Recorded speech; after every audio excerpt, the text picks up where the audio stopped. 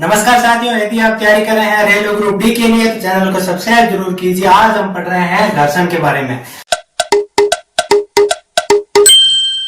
घर्षण में सबसे पहला टॉपिक है घर्षण बल। वह बल जो वस्तुओं की गति का विरोध करता है जब वे एक दूसरे के संपर्क में होती है। यानी कि एक प्रकार का बल होता है घर्षण, जो अलग अलग वस्तुओं की सतहों के संपर्क में आने पर उत्पन्न होता है, और ये बल दो वस्तुओं के कारण ही लग सकता है। घर्षण बल दो सतहों के मध्य लगता है। घर्षण बल हमेशा दो सतहों के मध्य लग सकता है। घर्षण बल अनियमितताओं के कारण लगता है। अनियमितता क्या होती है?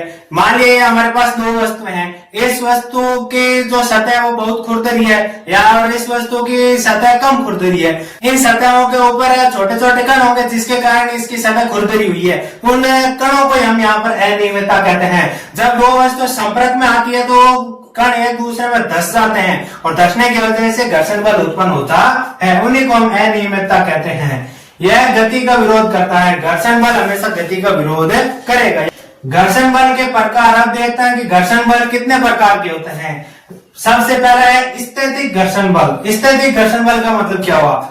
विराम अवस्था में रखी वस्तु को गति में लाने के लिए लगने वाला घर्षण बल स्थैतिक घर्षण बल कहलाता है। मान लिया हमारे पास कोई वस्तु पड़ी है और वो पड़ी वस्तु तो स्थिर अवस्था में है। अब उसको गतिशील कराने के लिए जितना बल लगाना पड़ेगा और वही बल यहाँ पर स्थैतिक घर्षण बल कहलाता है, क्योंकि वस्तु एक दूसरे के संपर्क में है और ऊपर की वस्तु तभी सिरकेगी जब उस पर इतना बल लगा दिया जाए कि वो घर्षण टूट जाए, तो वही बल यहाँ पर स्थैतिक घर्षण बल कहलाता है। किसी संदूक को विराम अवस्था से गतिशील अवस्था में लाने के लिए जो बल लगेगा वही घर्षण बल कहलाता है। वही स्थैतिक घर्षण बल कहलाता है। दूसरा है सर्पी घर्षण बल। गतिशील वस्तुओं के मध्य लगने वाला घर्षण बल क्या कहलाता है? सर्पी घर्षण बल। मान लिया कोई वस्तु गतिशील है और यह सतह जमीन है और इस पर कोई वस्तु चल रही है। वस्तु और जो जमीन के सतहों के बीच में जो घर्षण बल लगेगा वही यहाँ पर सर्पी घर्षण बल होता है। इससे वस्तु की गति धीमी होती है। यानी कि सर्पी घर्षण बल के कारण वस्तु की गति क्या होती है? धीमी होती है। तीसरा है हमारे पास लौटनी घर्षण बल। वह घर्षण बल जो लुढ़कती हुई वस्तुओं के मध्य लगता है लौटनी घर्षण बल कहलाता है। यानी कि कोई भी वस्तु लुढ़क रही है तो लुढ़कने की वजह से जो घर्षण बल सतहों के मध्य लगेगा वो होता है लौटनी घर्षण बल। जैसे लुढ़कती गेंद जो सतह के मध्य जो भी घर्षण बल लगता है वो यहाँ पर लौटनी घर्षण बल कहलाता है। या फिर जो भी हमारे वाहनों के टायर घूमते हैं तो सड़क और टायर के बीच में जो बल लगेगा वो लौटनी घर्षण बल का उदाहरण है। चौथा है हमारे पास तरल घर्षण।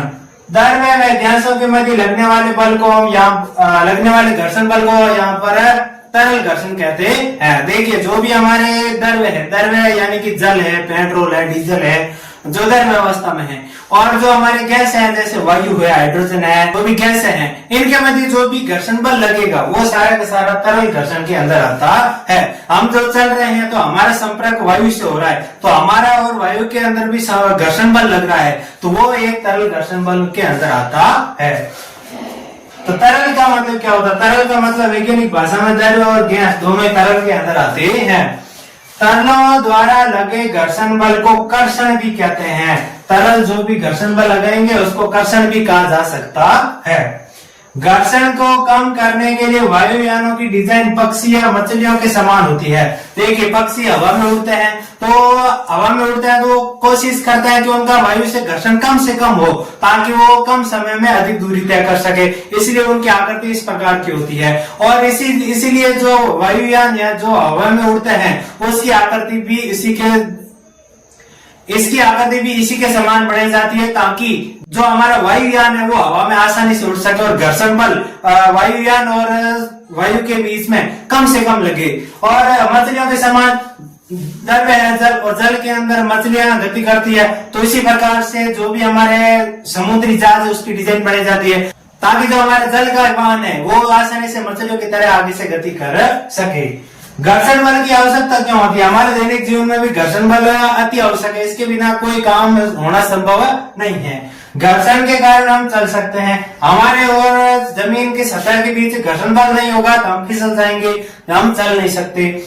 और घर्षण के कारण हम लिख सकते हैं कोई भी वस्तु या आप बोर्ड पर भी लिखेंगे तो घर्षण बल के कारण लिखना संभव है।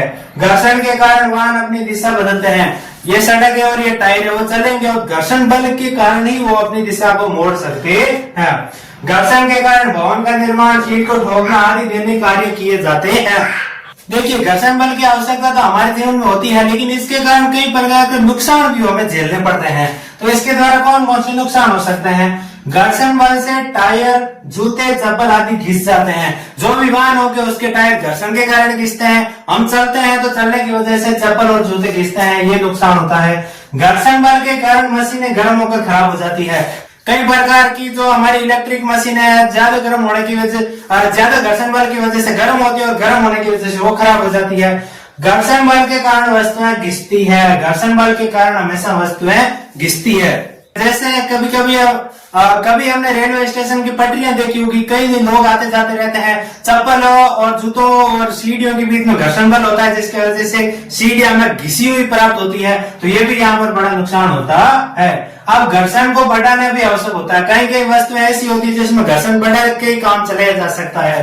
तो खिलाड़ी के जूते कीलदार होते हैं। अब जो भी हमारा खिलाड़ी होगा वो दौड़ेगा, खिलाड़ी के मैदान और जूते के बीच में घर्षण बल कम होगा तो जाहिर सी बात है वो गिर जाएगा फिसल कर। इसी को घर्षण को बढ़ाने के लिए जूते में कीलदार जूते बनाए जाते हैं, ताकि वो कीले और सतह जमीन के बीच में पकड़ बन जाए और वो गिरे नहीं।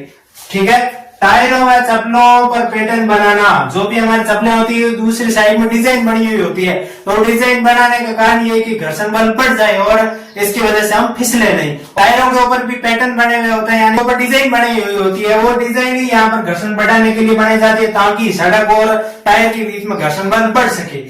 वाहनों को रोकने के लिए ब्रेक का उपयोग, जो भी हमारे ब्रेक होते हैं वो घर्षण को बढ़ाते हैं और जिसकी वजह से वाहन रुकते हैं या फिर वाहन की गति धीमी होती है। अब कई जगह पर घर्षण को घटाना भी आवश्यक है। घर्षण को घटाना, कैरम बोर्ड पर पाउडर छिड़कना, जो भी हमारे खिलाड़ी कैरम खेलते हैं उसके ऊपर पाउडर छिड़कते हैं ताकि घर्षण घट जाए, जो भी कैरम की जो गोटी होती है वो आसानी से फिसल सके।